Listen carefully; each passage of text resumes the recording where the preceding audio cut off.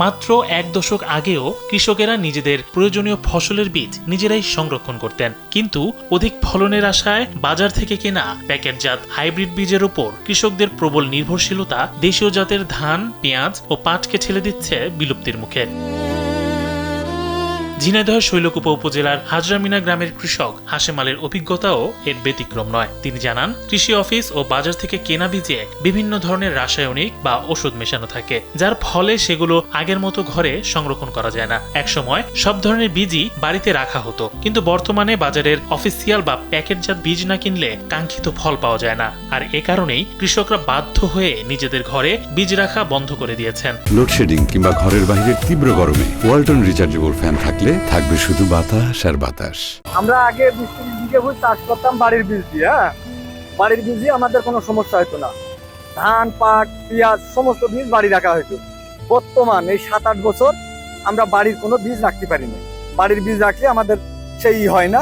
কৃষি অফিসার যে কৃষি দপ্তর থেকে যে আমাদের একটা সুযোগ সুবিধা দেবে এবং এই গভর্নমেন্ট এটা চালু করবে যে দেশের বীজ দিয়ে আমাদের সমস্ত কিছু ভালো উন্নয়ন করবে, এ কোনো সম্ভাবনা নেই। একই চিত্র জেলার আরো অনেক কৃষকের। আগে ভালো ফলনের ধান থেকে বীজ আলাদা করে সংরক্ষণ করা হতো, যা পরের মৌসুমে আবার ব্যবহার করা যেত। এখন সেই চর্চা প্রায় হারিয়েই গেছে।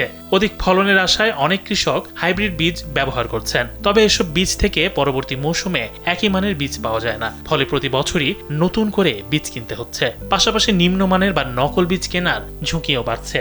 উন্নত মানের বীজ আসতেছে, হাইব্রিড ধান আসতেছে ফলনের বেশির জন্য। এই জন্য আগে যে আমরা বাড়িতে বীজ তৈরি করতাম, সন্না ধান, গুটি সন্না, 22 ধান, 21 ধান, এগুলো তো আর এখন নাই। এখন সব হাইব্রিড ধান। এই জন্য আমরা সব হাইব্রিডের দিকই ফলনের বেশির জন্য হাইব্রিড ধানের দিক আগাচ্ছি।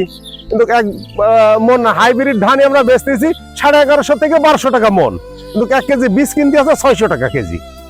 তাহলে এবার 20,000 টাকা মন হয়ে যাচ্ছে। উৎপাদন খরচ তো এমনি আমাদের বেড়ে যাচ্ছে আর কি। জেলা কৃষি সম্প্রসারণ অধিদপ্তরের তথ্য অনুযায়ী ঝিনাইদহে প্রায় 1,50,235 হেক্টর আবাদি জমি রয়েছে। কৃষকদের প্রয়োজনীয় বীজের মাত্র 20% সরবরাহ করে বিএডিসি। বাকি চাহিদা পূরণ করছে বেসরকারি প্রতিষ্ঠানগুলো। এতে বাজারে বীজের সংকট বা মূল্য বৃদ্ধি হলে কৃষকদের উৎপাদন ব্যয় আরো বেড়ে যাওয়ার আশঙ্কা রয়েছে। একই সঙ্গে হাইব্রিড বীজের ব্যবহার বাড়ায় স্থানীয়দের ধান, পেঁয়াজ, পাট সহ বিভিন্ন দেশি জাতও ধীরে ধীরে হারিয়ে যাওয়ার ঝুঁকিতে পড়ছে। বলতেছে যে সবই দোকান থেকে কিনা লাগে। এই বীজ প্রত্যেকটা কেজি 600 টাকা কেজি। পেঁয়াজের বীজ আমার 40,000 টাকা কেজি কিনতে হয়, আর পেঁয়াজের মন বিক্রি করতেছে এখন 800 টাকা, 900 টাকা। তাহলে আমাদের চাষি বাঁচবে কি করে?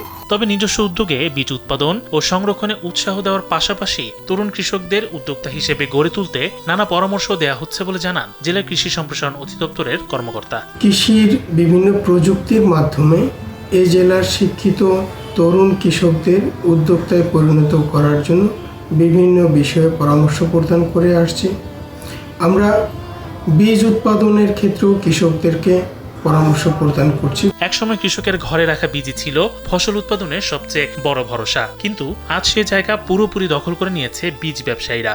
নিজস্ব বীজ সংরক্ষণের সে হারানো ঐতিহ্য কি আবার ফিরে আসবে, নাকি বেসরকারি কোম্পানির বীজের উপর এই বাজার নির্ভরতা সামনে আরো বাড়বে? এটাই এখন কৃষি খাতের সবচেয়ে বড় প্রশ্ন। ইমাম শরীফ, কালবেলা।